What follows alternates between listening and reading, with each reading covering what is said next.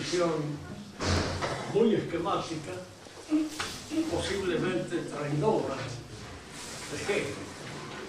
Digo traidora porque no creo que ningún hegeliano auténtico estuviera de acuerdo con lo que nosotros extraemos de su enseñanza. Voy a reiniciar nuevamente nuestra meditación, primero con algunas referencias al kantismo, para ver cómo a partir del kantismo surge el hegelianismo y cómo a partir de Hegel surge el marxismo, que es lo que constituye, a mi criterio, el último grito de lo que podríamos llamar la posmodernidad. Reventado el sistema de Marx, yo creo que la posmodernidad está viuda y huérfana al mismo tiempo porque carece completamente de aquel que le dio sentido. En Kant se plantea el problema del inmanentismo con toda su, diríamos, su fuerza. ¿Qué queremos decir con esto? Para Kant, conocer la realidad tal como ella es en sí no se puede. La realidad es algo que nosotros no conocemos, pero de alguna manera la realidad se nos presenta en nuestra subjetividad, de acuerdo con los fenómenos que logramos captar de esa realidad. Hay que recordar 3 o 4 puntos siempre en el pensamiento de Kant. Primero, que aquello que se capta es lo que aparece ante mí, eso que él llama fenómeno.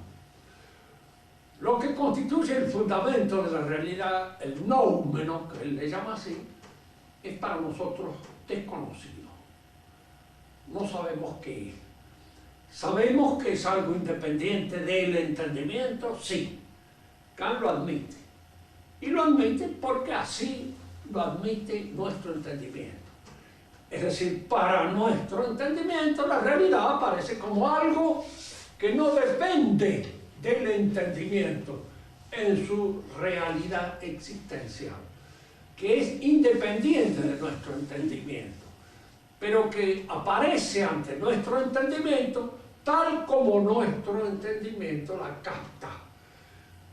Es decir, que la realidad se configura como realidad al entrar en contacto con nuestra percepción sensible primero y con nuestra inteligencia después.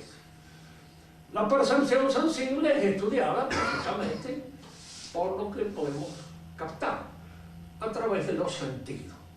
Y los sentidos captan la realidad en el tiempo y el espacio. Pero el tiempo y el espacio es algo que depende de nuestra sensibilidad. El tiempo y el espacio no son cosas independientes de la sensibilidad, sino son cosas que nuestra sensibilidad pone a priori en el acto de percibir. Cuando percibo las cosas, las percibo en el tiempo y el espacio. Pero el tiempo y el espacio pertenecen como categorías formales propias de nuestra percepción sensible. Luego, indudablemente, hay que estudiar cómo se presenta la realidad. Si yo digo un juicio, ustedes están acá, presentes, frente a mí, indudablemente eso es un juicio que afirma una realidad de un modo categórico, determinante.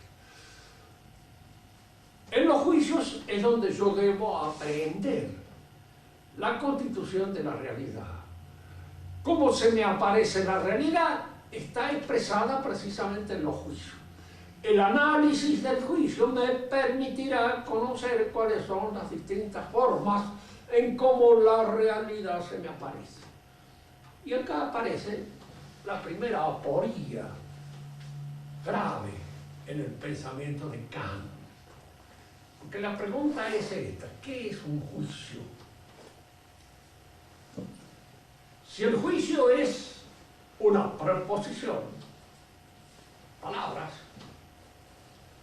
orales o gráficas, porque eso es el aspecto fenoménico del juicio.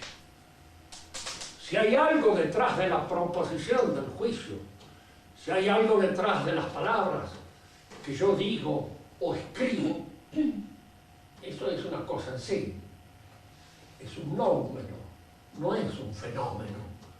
Lo que en mí aparece son las palabras. Esto Kant indudablemente no lo trató, no lo resolvió, no lo descubrió tampoco, como una aporía que surge de su sistema.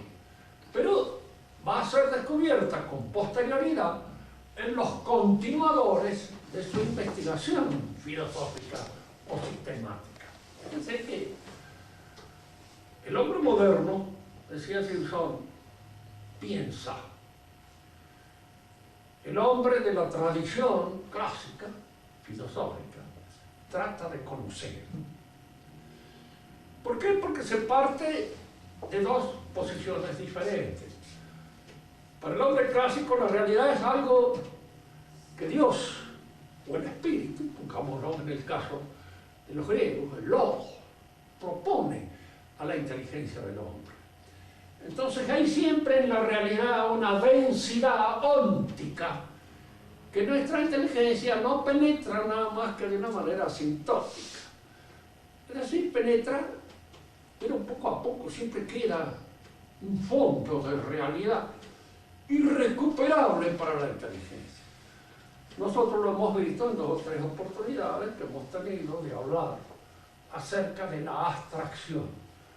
Cómo abstraer significa eliminar todos aquellos aspectos que la realidad nos ofrece y que son inasimilables por el espíritu, que el espíritu no puede asimilar. Pero el espíritu parte de la absoluta convicción de que hay aspectos de la realidad que él no puede asimilar. Y entonces hay un desfasaje entre la realidad y lo que yo pienso acerca de la realidad. Entre lo que es la inteligibilidad del ente óntico, independientemente de mi inteligencia, y lo que yo puedo entender. Lo que yo puedo entender, mi interpretación, pertenece al mundo de la lógica, y esta otra realidad pertenece al mundo óntico. Entre el mundo de la lógica y el mundo óntico hay una relación de dependencia. Lo lógico depende de lo óntico en su estructura, en su posibilidad de conocer, en cuanto también a la intencionalidad, siempre real, de lo lógico, pero no es igual lo óntico a lo lógico. Hay siempre un desfasaje, hay siempre una irrecuperación de lo óntico por lo lógico. Para decirlo en términos que todos entendamos, si lo lógico o mi interpretación de la realidad fuera exactamente la realidad estaría en mi entendimiento, como está en el entendimiento de Dios, pero no está así en mi entendimiento. El pensamiento clásico entonces puede conocer o penetrar en la estructura inteligible de las cosas que dependen en su esencia de la inteligencia divina que las sostiene, en su esencia concreta. Pueden penetrar hasta su esencia abstracta mediante un procedimiento de abstracción que consiste en ir eliminando todo aquello que es inasimilable por nuestro espíritu, para penetrar en lo que es asimilable. El mundo moderno piensa, es decir, empieza por confundir lo real con lo lógico. La confusión al principio no es muy clara, y podríamos decir que no hay casi una confusión, pero sí hay una tendencia a que lo lógico sea una traducción acabada y completa de lo real. Es decir, que el ente real y el ente lógico no se distingan fundamentalmente. Esto en Kant aparece más o menos claramente. Nosotros podríamos apelar a los esquemas. Ya le digo, los esquemas son enemigos del pensamiento, fundamentalmente. Pero no hay más remedio que apelar a ellos por razones didácticas, porque de otro modo uno no logra penetrar. Luego más o menos será. Y cuando el esquema es conceptual, más o menos se salva de la absoluta tontería, pero cuando es gráfico, como el que vamos a hacer nosotros acá, ya es tonto, fundamentalmente porque no es eso lo que en realidad se quiere decir. Si nosotros pensamos en el pensamiento de Kant, diríamos que se resuelve todo en la inmanencia. Y fuera de la inmanencia hay una X, algo que no es conocido, pero que se presenta en nosotros. Indudablemente acá hay algo que nos satisface el espíritu sistemático. ¿Qué es eso desconocido, de lo cual no sabemos nada más que cómo se nos presenta en la interioridad y que pone en movimiento todo nuestro conocimiento? La mayor parte de los neoescolásticos que han tratado de conciliar el pensamiento realista tradicional con el pensamiento idealista moderno han creído que, aceptando esto como una realidad exterior a nuestro conocimiento, Kant abría una puertita que permitiría una salida hacia lo real. Gilson lo dijo muy gráficamente: sí existe esa puertita, pero es pintada. Dice, no abre sobre la realidad. ¿Por qué? Porque todo se resuelve en esto. Efectivamente, si yo le pregunto a Kant, ¿hay algo independiente de mi entendimiento que pone en movimiento mi entendimiento? Kant respondería, sí señor, así lo dice mi entendimiento. Y sáquenlo usted de ahí. Porque es allí donde todo se resuelve. En el entendimiento, en la interioridad del entendimiento. Pero esto queda como una cosa extraña. ¿Por qué? Porque ¿qué es eso que no sé qué es, que pone en movimiento eso que sé que es? Hay aquí algo, primo. Segundo, si los juicios que yo emito, de esos juicios solo puedo conocer los fenoménicos, lo único que conozco es el lenguaje. Entonces, ¿la filosofía qué es? Un lenguaje. ¿De dónde sale esta noción de que la filosofía es un lenguaje? ¿En qué ciencia está inspirada? En la matemática. ¿Por qué? Porque la matemática efectivamente es un lenguaje. Y sin el lenguaje matemático no se puede pensar matemáticamente. Si yo traslado esta manera de pensar al orden del pensar metafísico y filosófico, resulta que la metafísica y toda la filosofía, y en general todas las ciencias, son lenguaje. Y la filosofía desde ese momento tendrá como objeto el conocimiento del lenguaje. Habermas, Wittgenstein, Foucault y otros. Algunos maricones y otros no. Pero que algunos sí, digo porque los hay. Y es un pensamiento a veces que tiene todas las características de la inversión conceptual, de trasladada al orden, diríamos así, de las apariencias conceptuales. Kant queda acá y quedan estas dificultades que Hegel va a tratar de solucionar. ¿Cuál es la solución que Hegel presenta? Es parte de Kant. Y por supuesto la filosofía para él es Kant. Como posteriormente para todo el pensamiento moderno la filosofía es Hegel.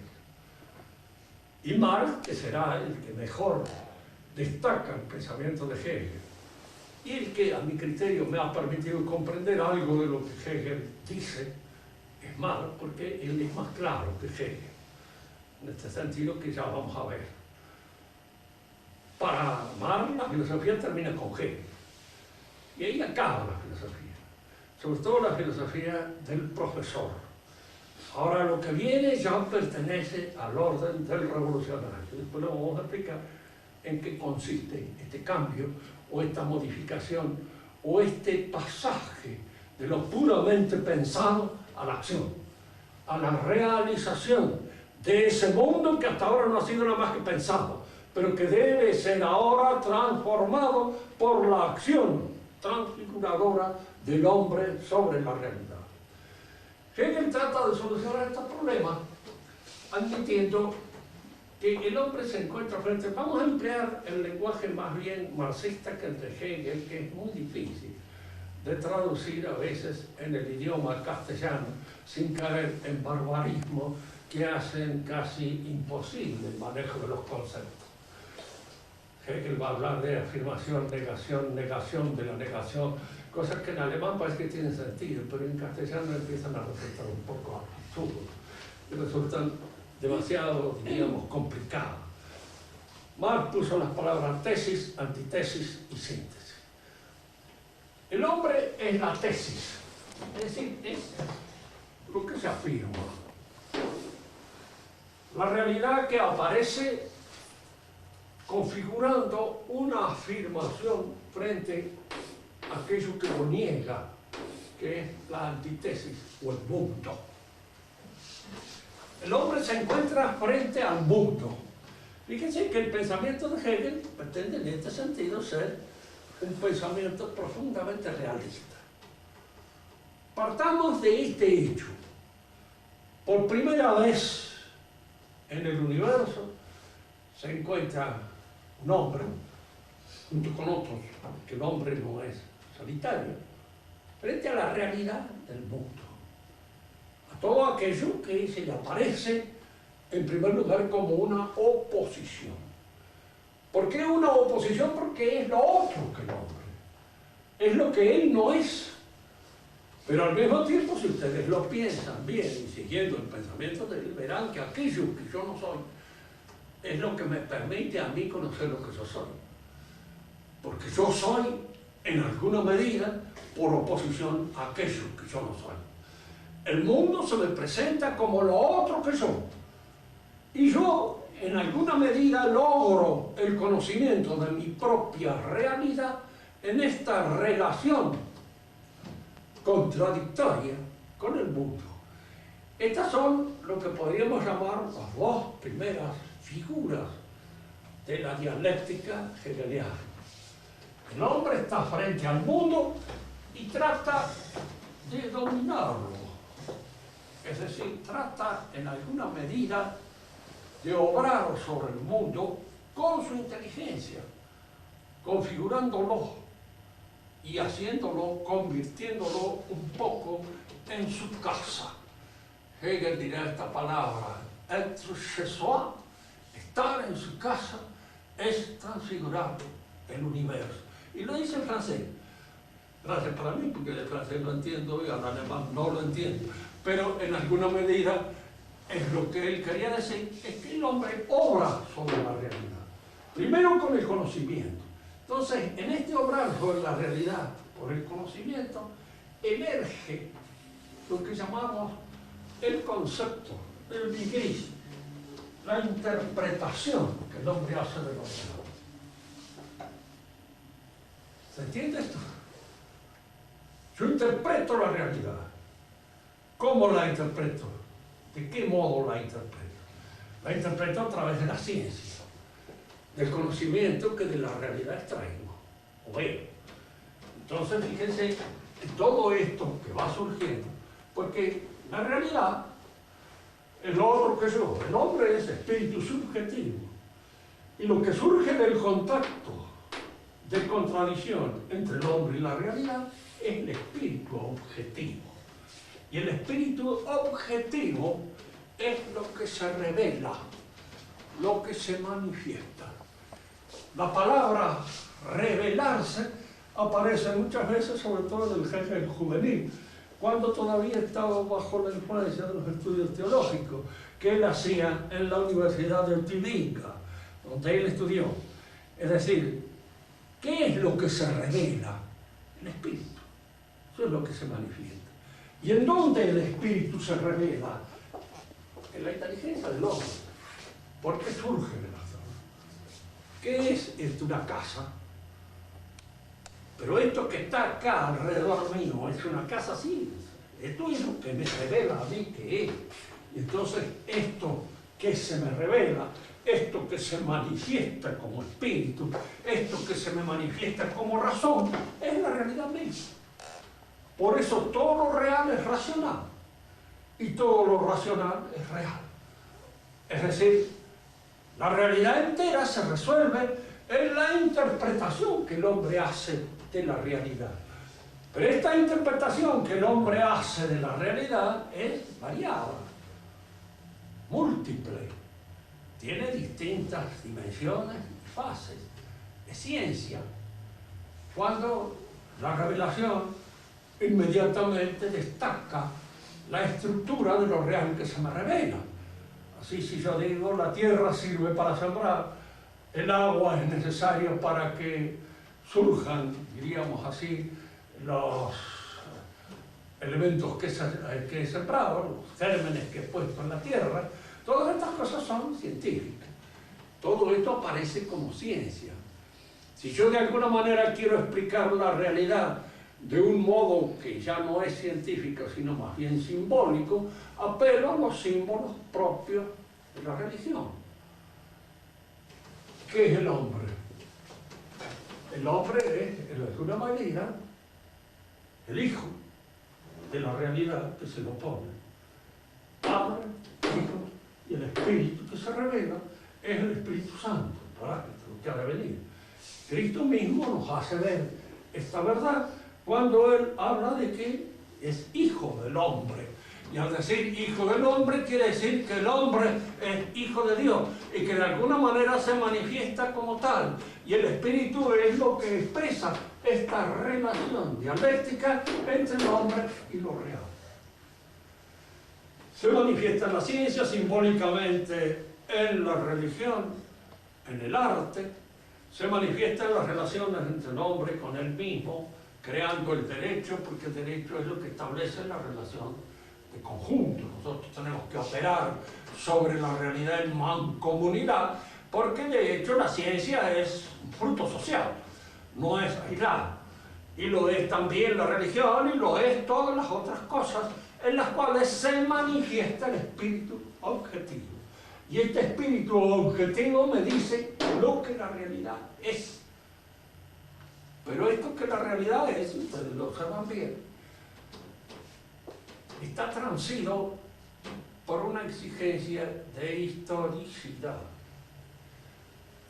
En este primer encuentro, en este primer momento, hay una ciencia, hay una religión, hay un arte, hay un derecho, hay una economía, etcétera, etcétera, que revelan en este momento de la historia la relación del hombre con la realidad.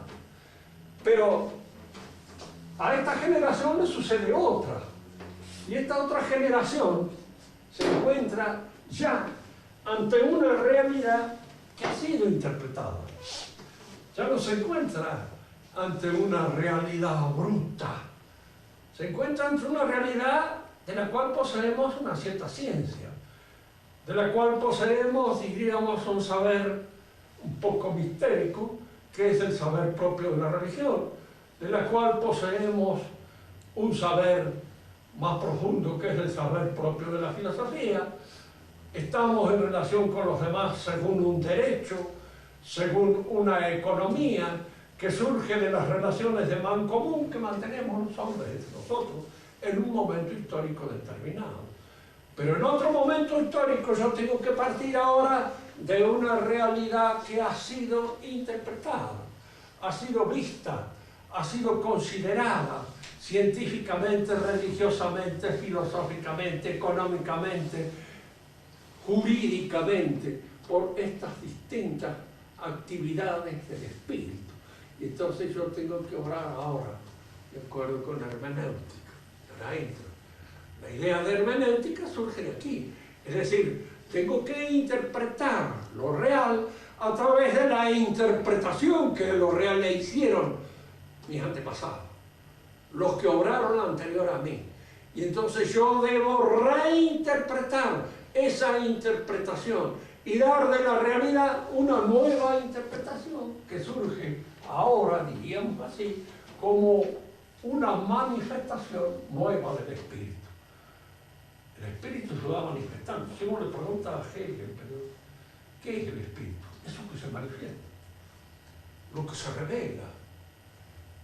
Y si nosotros le preguntamos a Hegel, dígame Dios qué es, lo que se revela. No nos está diciendo una revelación permanentemente. Dios es lo que se manifiesta, el Espíritu Santo, lo que se revela. Y lo que se revela precisamente a través de todas esas actividades del Espíritu, que en alguna medida revelan mi posición con respecto a la realidad. Pero esta posición mía con respecto a la realidad cambia con el tiempo. Y entonces con el tiempo la revelación se va haciendo cada vez más clara, más fundamental, hasta alcanzar, diríamos, la claridad completa en el sistema de Hegel. Con el sistema de Hegel se cierra este proceso, porque en el sistema de Hegel es así, que uno puede pensar un poco con cierta malicia, pero Hegel creía realmente que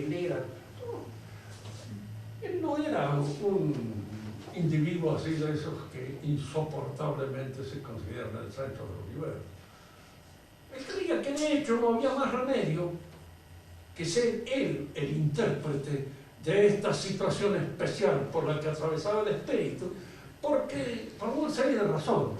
En primer lugar, porque era un occidental, y el espíritu marcha de oriente a occidente. Se demuestra a través de todo el proceso de historia. Y en occidente mismo marcha desde la latinidad, con su conciencia desgraciada, que es la conciencia nuestra, de los católicos. ¿Por qué, diríamos nosotros, nuestra conciencia es desgraciada? Porque nosotros consideramos a Dios como existiendo independientemente de nosotros, considerándonos desde afuera, manejándonos desde afuera, y en alguna medida estando nosotros desdichadamente tendidos, lanzados, largados en las manos de ese Dios que nos manipula y que nos sostiene. Ese Dios que nos manipula y que nos sostiene aparece cobrando la idea ya de que se manifiesta en el espíritu del creyente gracias al movimiento de la Reforma Protestante.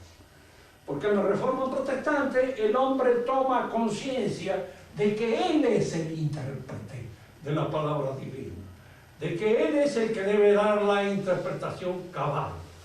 Hasta que llegue el momento en que esta revelación personal que se da, diríamos así, en la conciencia del protestante, que ya no es conciencia desdichada, adquiere en la conciencia del protestante, en este caso Hegel, la plenitud de su absoluta, diríamos, manifestación en este espíritu absoluto, en esta modalidad. Él es simplemente un hombre que se encuentra paradójicamente en un momento determinado de la historia y en una situación histórica determinada también, que le corresponde ser la expresión del espíritu.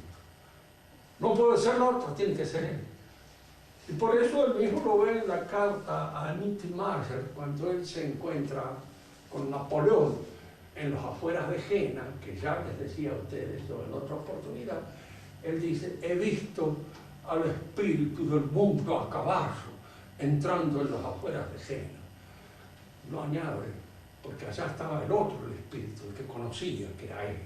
Napoleón era el que obraba, Napoleón era el que actuaba, y él era el que conocía.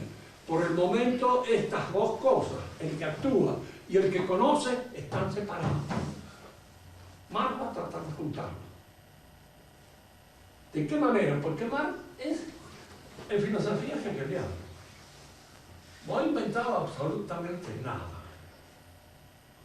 En materia de filosofía, él depende fundamentalmente de Hegel.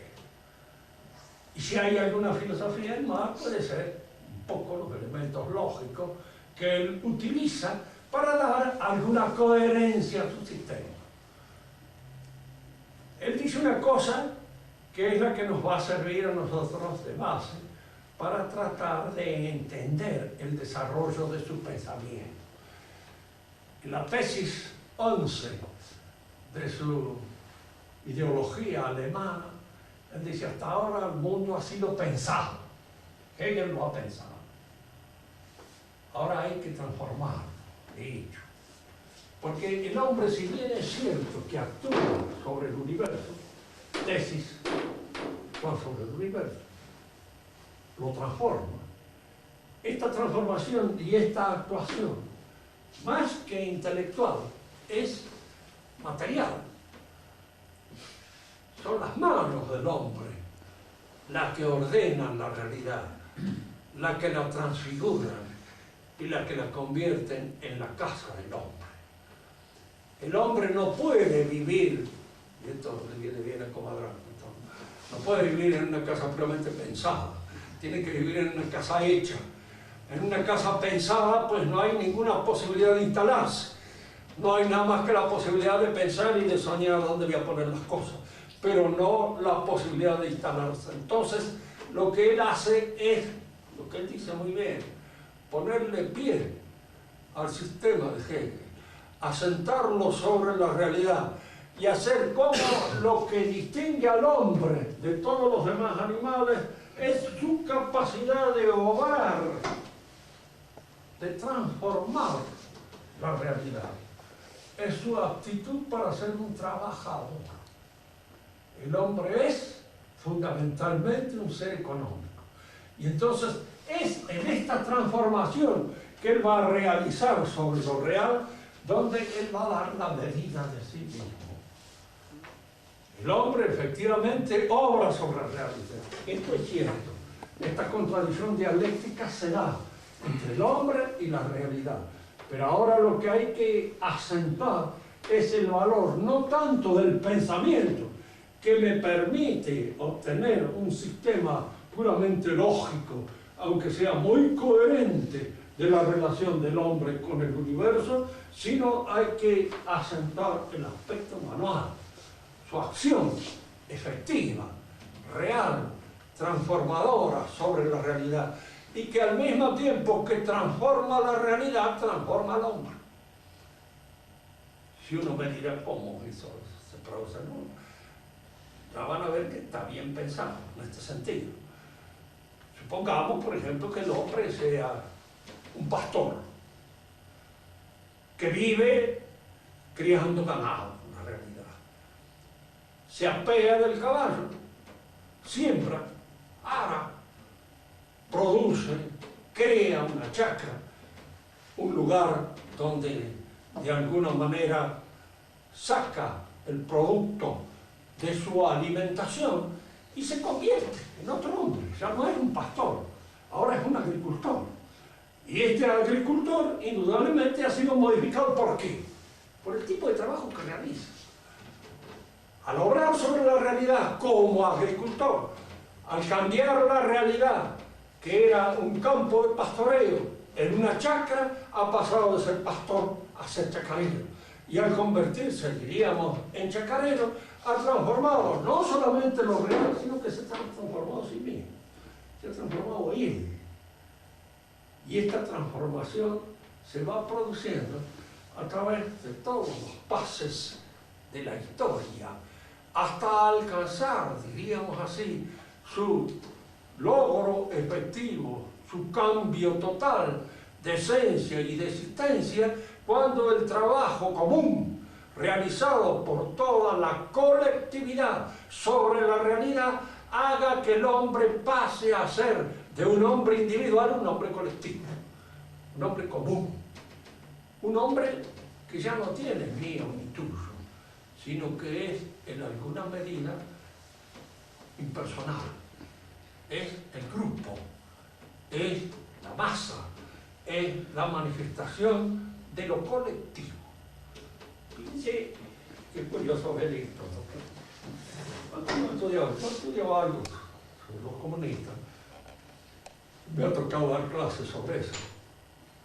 Incluso uno de mis alumnos, que se llamaba Roberto Vélez, que era jefe del Partido Comunista en esa época, siempre conversaba conmigo porque él era un creyente, ¿no? Pero no conocía muy bien a veces el pensamiento del comunismo. Y yo muchas veces lo obligaba, por ironía, a ser más coherente con él mismo. Que le digo yo, ¿cómo solucionan ustedes el problema de la relación del hombre y la mujer en un sistema comunista? Entonces ellos caen un poco en el romanticismo engeliano. Engel era un romántico, muchas cosas. Habla del amor libre. Habla del amor libre. Y en el amor libre yo elijo el que me guste. Y a la vez me elige a mí, bueno, muy bien.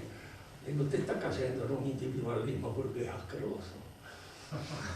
Porque eso es burguesía pura. Un buen sistema comunista debe ser la comunidad la que le dé a uno la boleta determinada que toca esto, acá. Digo, en cuanto hay una selección personal, hay individualismo. Y si hay individualismo, hay burguesía. Y nosotros estamos cayendo en una contradicción. Se reía. Que dice, sí, tiene razón. Digo, no. Digo, claro. Digo, es lógico. Si el hombre es colectivo, todo tiene que ser colectivo. Resulta que ahora vienen ustedes a descubrir el amor individual, el gran amor con H y con mayúsculas. Le digo eso, bueno, eso es romántico. Y lo romántico es puramente de la época burguesa de nuestra civilización, donde ustedes caen ahora de una manera de rigor completamente absurda. No tiene sentido. Cuando ya no hay más propiedad privada y la propiedad es común, el pensamiento es común, la manera de obrar es común, y yo no soy nada más que una especie, diríamos así, de burbuja en el movimiento colectivo que obra sobre la realidad. He desaparecido como, cosa que indudablemente no le sucedió a Mar, y Mar hubiera estado muy tranquilo si le hubiera sucedido algo más o menos por el estilo, porque él era un burgués de su época, nada más, y no pensaba sino como burgués individualista. De manera que esta forma de pensar así, colectiva, es una forma que nosotros no hemos visto jamás realizada.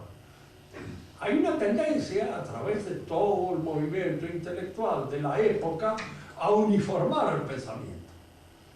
Nosotros nos encontramos siempre ante esta posibilidad de que se nos imponga el pensamiento imbécil.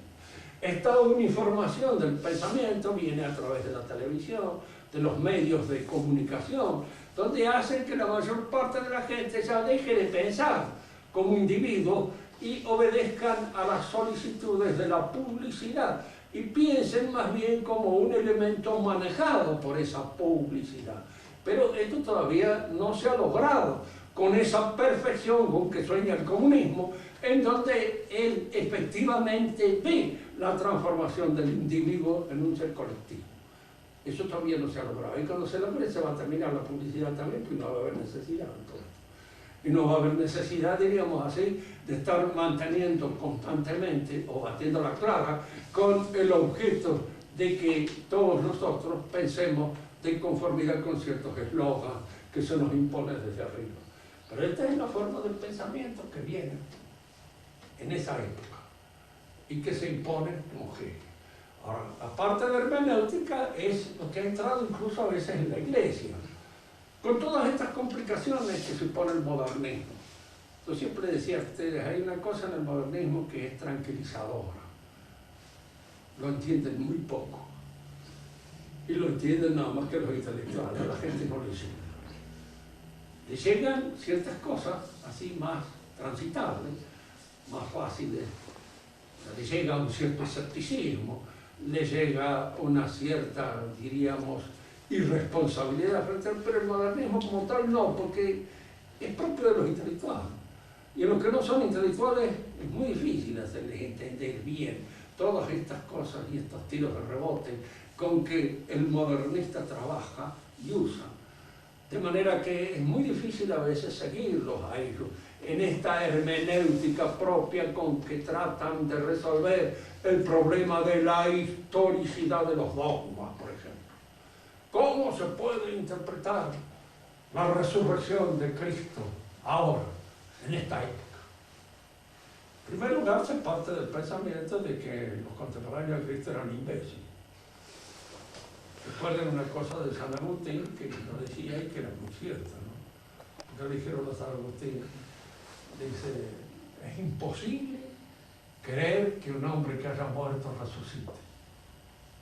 San Agustín, así es, resulta imposible. Y más imposible también creer que alguien nos haya hecho creer que ese hombre ha resucitado. Y sin embargo hay un montón de gente que nos ha hecho creer que ha resucitado. De manera que nosotros nos encontramos en un montón de imposibles. Pero fíjense ustedes que estos conocimientos los tenía el hombre de la época. Se leen a veces en los evangelios apócrifos ciertas cosas con respecto a la virginidad de María, que dan a entender de que todas las comadres de aquel tiempo sabían muy bien estas cosas de la virginidad. Ninguna virgen puede tener un hijo y ser virgen al mismo tiempo, es absurdo. Tal cosa no se da de ninguna manera. Entonces vienen cosas como esto que alteran la realidad. Pero nosotros creemos que en aquella época se podía creer, que ahora no se puede creer. En razón precisamente, no, en aquella época tampoco se podía creer. No era creíble. En esta época ni en aquella, en ningún lado. Pese, diríamos, a todos los adelantos de la ciencia, el hombre tiene ciertos conocimientos del orden natural que son perfectamente naturales y que se dan en el orden común. Más siempre es, diríamos, perfectamente válido aquel pensamiento de que cuanto más infantil es el hombre, más positivista es en su fe. Recuerden que, no sé, alguno de ustedes debe haber sido en su oportunidad cuando le preguntaron, después de consagrada la hostia, ¿quién se encuentra en el altar? Entonces nos dijo el padre Bobby y el Chiche Curry. El padre Bobby y el Chiche Curry. Pero los dos que estaban en el altar, efectivamente, todavía. Esta visión es muy del niño. Uno piensa a veces que los niños son los que creen más fácilmente en cosas extraordinarias o raras. No. Creen precisamente en aquello que tiene un sentido más completo, más inmediato. En eso es en lo que creen. Bien. Colmar, yo creo que se termina, porque posteriormente todos los demás que vienen ya empiezan a actuar sobre ciertos aspectos.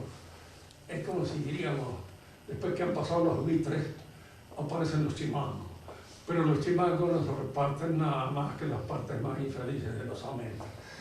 Ya no queda casi nada, y eso que no queda casi nada se convierte algunas veces en objeto de ciertas consideraciones un tanto sutiles de toda esta filosofía moderna que no tiene valor. Tiene valor en Hegel, y Marx es el que la comprende, y el que la acaba, y el que de alguna manera llega a una solución por desfondamiento del sistema. ¿Cuándo se desfonda el sistema marxista? En la utopía. ¿Por qué? Porque ese paso del hombre individual al hombre colectivo no se puede realizar. No se realiza. Y en todos los intentos en que se ha tratado de que no se realiza. Siguen existiendo los mismos atorrantes, ladrones de siempre, más ladrones que nunca, cuanto menos posibilidades tienen de poder ganar algo por otros medios, de manera tal de que ese individualismo se sigue dando en la Unión Soviética y se sigue dando en cualquier parte del mundo, cualquiera sea el sistema que se trate de imponer, porque el hombre obra en función siempre de ciertos intereses que son individuales. Vamos ahora a hacer la última consideración con respecto a los temas señalados por las tesis tomistas que estamos considerando. Hay un punto que estaba señalado en la última tesis que nosotros publicitamos y del cual conviene ahora hablar.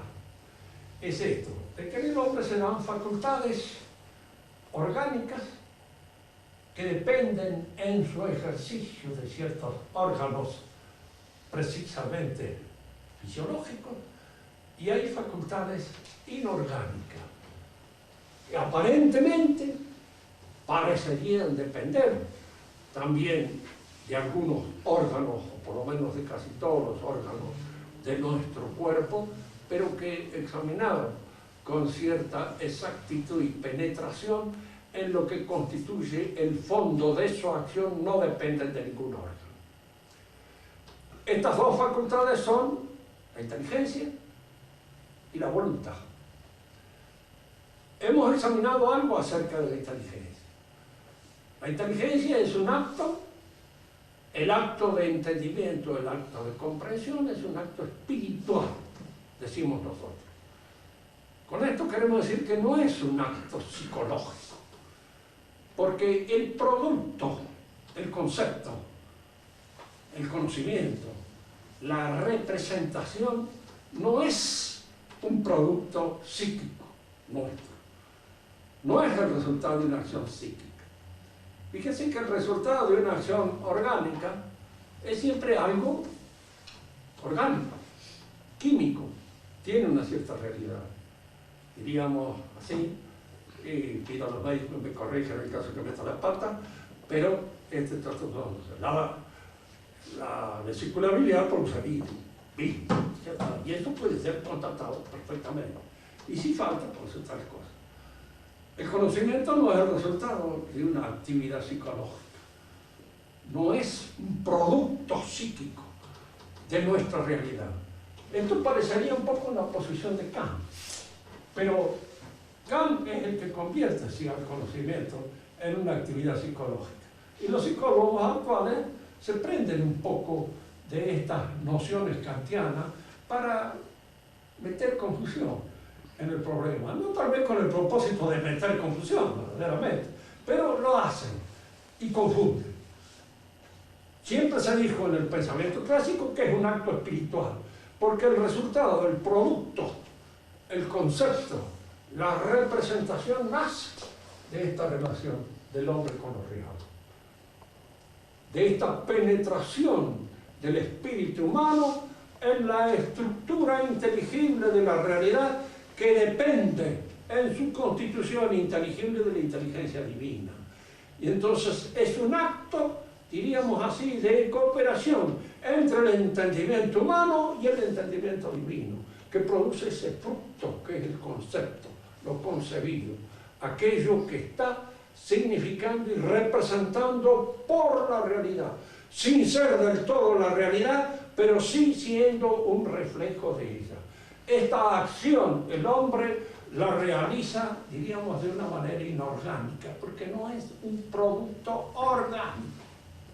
Repito, un producto orgánico es la bilis, un producto orgánico es la saliva, un producto orgánico es el sonido que produce nuestra lengua, la voz, etc. Pero los conceptos, esos ya no son un producto orgánico. Eso nacen de una correlación entre el espíritu del hombre y el espíritu de Dios que sostiene la inteligibilidad del universo. Y la segunda facultad inorgánica es la voluntad. ¿De dónde sacamos fuerza nosotros para imponernos una tarea cuando, dicho en buen español, no tenemos ganas de hacerlo? Fíjese, la palabra ganas en español está implicando siempre la adhesión del cuerpo, de toda la corporalidad. Tengo ganas de comer, tengo ganas de salir a pasear, tengo ganas de correr, tengo ganas de hacer algo. A veces también eso sucede. Ya lo decía el andaluz, dice, hay años que uno no tiene ganas de hacer nada, pero hay años que uno no tiene ganas de hacer nada, pero hay otros años en que sí, en que tiene ganas. Y la palabra ganas, de alguna manera, está en relación con esto, pero cuando yo no tengo ganas y me impongo contra las ganas, ¿de dónde saco la fuerza que se opone a las ganas? ¿De dónde saco la fuerza que se opone a la lentitud de los miembros, que se opone al peso del sueño, que se opone de alguna manera a las flaquezas del hambre o a todas las flaquezas del apetito? ¿De dónde la saco esa fuerza? ¿Qué clase de fuerza es esa? ¿De qué organismo surge? ¿De qué órgano nuestro aparece ese impulso? Es indudable que si nosotros examinamos bien, toda nuestra corporalidad a veces está comprometida en esto. Pero yo tengo que extraer a veces fuerza de una corporalidad desfalleciente gracias a una fuerza que poseo y que no depende de la corporalidad, porque la corporalidad es lo que se opone y lo que de alguna manera realiza algo así como un peso contrario a la acción de esa fuerza. Eso hablamos de actividades inorgánicas, de fuerzas del espíritu.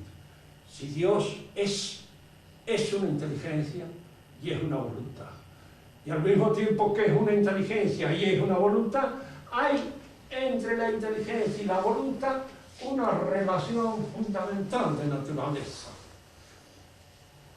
La inteligencia es primordial. La voluntad sigue aquello o aquel bien que la inteligencia le señala como bueno. Es bueno que no coma tanto, es bueno que duerma menos, es bueno, es decir, fíjense, una serie de cosas que están en lucha contra las tendencias más desfallecientes de mi corporalidad. Pero el bien está señalado por la inteligencia. Y la voluntad quiere el bien que la inteligencia le señala. Esto que en nosotros, examinándolo bien, aparece, diríamos, como una constatación natural del dinamismo del espíritu, también se da en Dios. Dios es omnipotente, pero es inteligentemente omnipotente, no imbécilmente omnipotente. Digo esto porque una de las cosas de la historia, por ahí a usted le dicen, Dios podría crear un círculo cuadrado. El cuadrado de usted, no seas tú. El círculo cuadrado es una contradicción intelectual. Sí, se da, Dios es inteligencia. De manera que no hace cosas de imbécil. Y no crea cosas absurdas. Nada, lo que crea es inteligencia, porque su omnipotencia es una omnipotencia inteligente. Y entonces la voluntad está al servicio de esa omnipotencia clarificadora e inteligente. En el hombre a veces la relación, digo, no es que se invierta nunca, pero a veces la voluntad puede ejercer sobre la inteligencia un cierto efecto que permite el ejercicio de la inteligencia. Puedo estar movido a realizar ciertas cosas, diríamos, pero si no percibo el bien que eso de alguna manera significa, es muy difícil que lo quiera. Porque quiero siempre aquello que se me aparece como bueno. Y aquello que se me aparece como bueno, lo bueno, se aparece en el entendimiento. Digo esto porque muchas veces, no sé, un hombre puede querer a una persona. Y este querer a una persona siempre entra por el entendimiento, por la inteligencia. Aun cuando, diríamos, los elementos pasionales tienen allí cosas. Pero si la inteligencia no obra, el amor es ciego. Y eso que dicen que el amor es ciego es mentira. No es ciego, el amor debe ser vidente. Y debe de alguna manera percibir el valor de la cosa amada. Porque si no, no hay un amor propiamente humano. Hay un amor, una pasión absurda, cualquiera. Una tendencia, diríamos así, que nace pura y exclusivamente de los senderos más oscuros de la corporalidad. Y no es eso propiamente hablando humano. Hay entonces estas dos actividades que pueden ser consideradas como inorgánicas. Esto que estamos hablando ahora es una cosa, en fin, que ustedes discutirían con muchísima gente, porque ustedes no lo admiten, no lo creen, no lo consideran así. Y de alguna manera hacen creer que en un momento determinado la voluntad y la gana son dos cosas comunes. En español la palabra es tan linda, gana, pero indica de alguna manera un movimiento que nace de lo corpóreo. Y la voluntad es algo que a veces se opone, cuando coinciden muy bien. Es como cuando dijéramos, qué lindo es hacerle enganchar a una chica linda. Más lindo que hacerle enganchar a una chica fea, que nosotros de alguna manera la consideramos fea o no atractiva. Es decir, es más lindo obedecer en cierto momento aquello que viene en relación del movimiento orgánico de simpatía. Mejor. Pero también aparece a veces que este movimiento orgánico de simpatía puede ser contrario al acto justo. Y entonces es conveniente que el acto justo sea siempre un acto iluminado por la inteligencia práctica, que es la que me permite conocer el derecho que le corresponde a esta persona acá, ahora, en este momento de esta llamada. Si quieren hacer alguna pregunta, por supuesto, hemos terminado con Hegel bastante a la jineta, pero ¿qué va a hacer? Tampoco es cuestión de que nos demoremos demasiado en Hegel. padre, a ver usted que además de padre e hijo también, a ver alguna pregunta.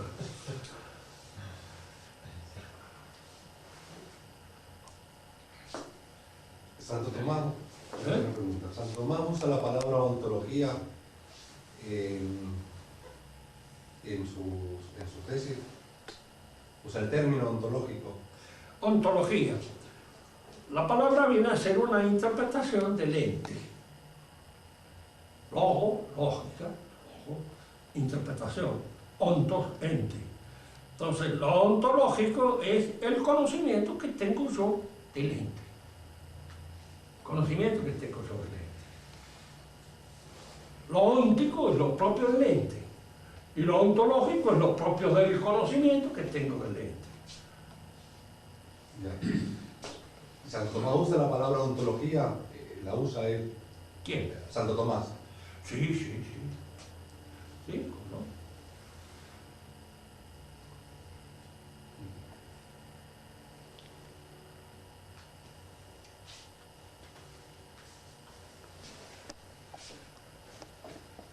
¿Hay algún seguidor al presente de Kant? ¿Cómo? ¿Hay algún seguidor al presente de Kant? Sí hay.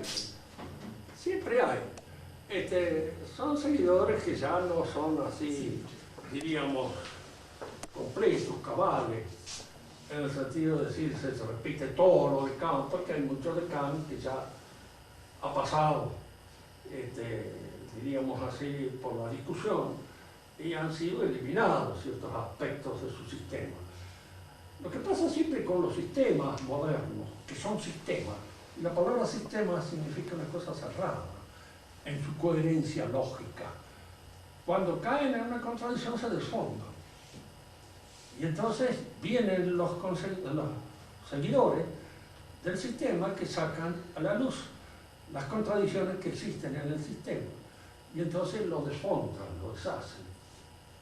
Y unos aparecen de una manera o de otra. Por ejemplo, el existencialismo mismo es una consecución del kantismo. El existencialismo. Hay una diferencia, ¿no es cierto? Hay métodos, digamos así, es como si dijéramos, hay una manera de conocer que es típicamente conceptual, ontológica, y puede ser interpretada a la manera kantiana. Por ejemplo, todos nosotros sabemos que cada uno de nosotros es único, ¿verdad? Somos únicos. Muy bien, eso lo sabemos de una manera conceptual. ¿En qué consiste mi unicidad? ¿Qué es eso único que soy yo? ¿Cómo efectivamente se realiza? Yo sé, por el concepto así, en general, y al estudiar la antropología, que cada hombre es un ser único y que tiene probablemente una vocación única de él. Si Dios nos ha hecho, ¿qué ha querido decir con cada uno de nosotros? Sabemos conceptualmente que algo debe haber querido decir. Para algo nos ha hecho eso que somos. Pero ¿qué es lo que ha querido decir? Lo sé yo de una manera existencial. Acá aparece. Lo comprendo totalmente. Indudablemente el existencialismo, que nace con Kierkegaard, que es un pensador religioso, fundamentalmente, protestante. El padre Castellani tiene un trabajo muy lindo sobre Kierkegaard, que yo se lo recomiendo leerlo porque está muy bien hecho y muy claro como escribe Castellani. No hay cosas raras. El existencialismo trata de ser precisamente una hermenéutica de ese conocimiento existencial, que uno no puede nunca. Yo creo que nosotros no podemos llegar a saber qué es lo que Dios quiso decir con nosotros, por lo menos en estatus itinerante, mientras estamos acá, en este mundo. En el otro, tal vez, alguna vez lo descubrimos.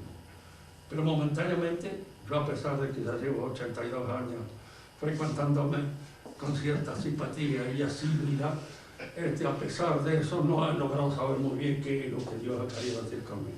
Por momentos determinados llego a ciertas conclusiones. Por otro, por ahí, no, bueno, tal vez esto esté un poco en la línea de lo que Dios quiere, pero estos otros casos no. Y hay cosas que individualmente son contrarias, probablemente, a la voluntad que Dios ha puesto. Pero ¿cómo descubrimos eso? Podemos nosotros, mediante una hermenéutica especial, penetrar en la hondura de nuestra existencia. A fin de cuentas, esto es lo que se realiza en la vida religiosa. De alguna manera, cuando uno examina su conciencia, cuando uno se estudia, cuando uno, diríamos así, depura un poco sus pensamientos, todo. Siempre se ha hecho. Y de manera que el existencialismo tenía que surgir precisamente de una conciencia religiosa, como la de Kierkegaard. Pero con el existencialismo llegamos nosotros a estas cosas, porque acá viene cuando viene la hermenéutica existencial. Bulman nos dirá a nosotros, que es uno de los nuevos intérpretes de la teología protestante moderna, de que desde un punto de vista puramente científico e histórico, Cristo no ha resucitado. Pero para el creyente sí ha resucitado. ¿Por qué? Porque para el creyente existencialmente acepta la resurrección de Cristo.